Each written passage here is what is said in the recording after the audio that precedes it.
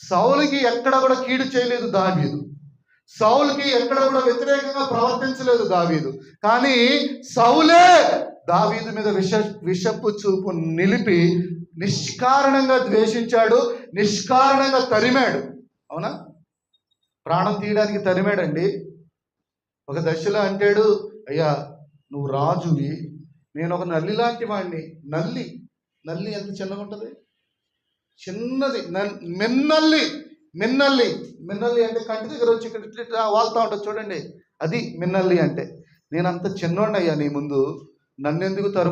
ఎక్కడా కూడా అతని మీద తిరుగుబాటు చేసినట్లుగా కానీ, అతని యొక్క పతనాన్ని కోరుకున్నట్లుగా కానీ, అతనికి చెడు జరగాలని ఆశించినట్లుగా కానీ ఎక్కడ మనం దావీదుని గురించి చూడం.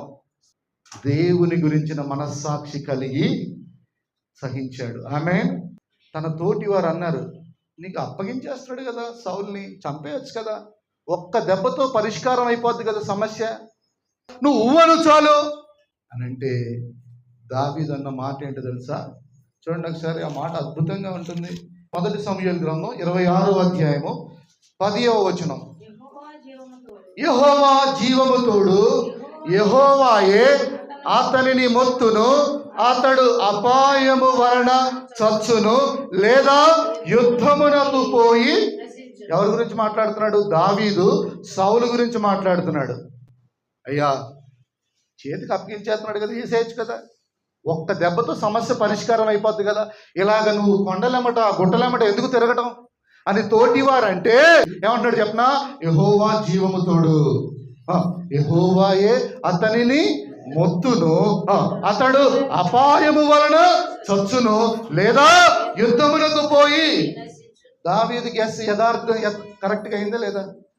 యుద్ధానికి పోయే కదా నశించాడు.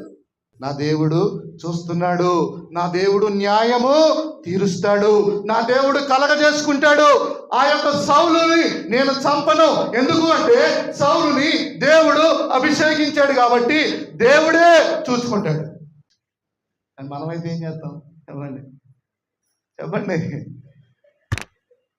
ఎన్ని వాళ్ళు మనకి ఏదైనా కొంచెం కీడు చేశారంటే ఇక వాళ్ళని ఎన్ని తిడతాం. అవునా? నిజమే, అన్యాయంగానే నీకు శ్రమ పెడుతున్నారు, అన్యాయంగానే నిన్ను నిందిస్తున్నారు, అన్యాయంగానే నిన్ను బాధ పెడుతున్నారు. కానీ నువ్వేం చేయాలి? దావీదులాగా దేవుని గురించిన మనస్సాక్షి కలిగి దేవునికి అప్పగించాలి. ఆమేన్.